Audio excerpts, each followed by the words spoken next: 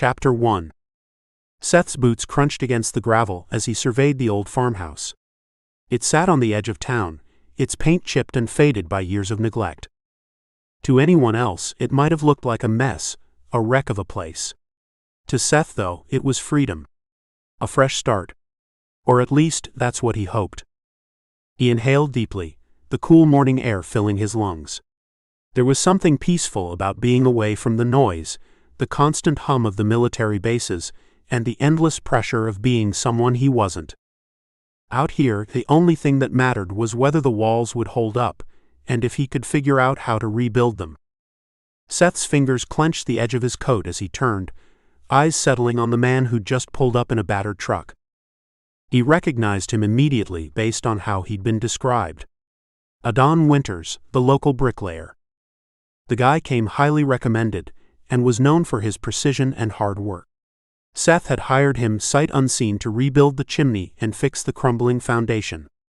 Adan stepped out of his truck. He was tall, easily over 6 feet, with broad shoulders that made it clear he spent his days doing hard physical work.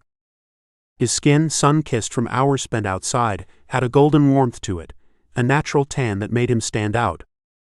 Muscles shifted beneath his shirt with every movement, toned from years of bricklaying. His sandy blonde hair, slightly tousled, caught the light, adding to the effortless charm he carried. It was his face, a rugged, handsome mix of strong features and soft edges that made Seth's breath catch. He felt the pull immediately, an attraction that sparked low and fast in his chest. He wanted to know more, wanted to know him, and that caught him by surprise. The abundant sandy blonde hair caught the sunlight as he adjusted his tool belt, giving Seth a quick, friendly smile as he gave him a cursory look that melted his soul. It seemed natural for someone like him. Confident. Uncomplicated. Seth shoved his hands into his pockets, fighting the urge to retreat inside. He wasn't used to this kind of attention. Not since, well, it had been a long time since anyone had really looked at him. "Morning," Adan called, his voice deep but relaxed. He walked up, extending a hand. "Adan Winters. You must be Seth." Seth nodded, gripping Adan's hand firmly. "That's right. Thanks for coming out." "No problem."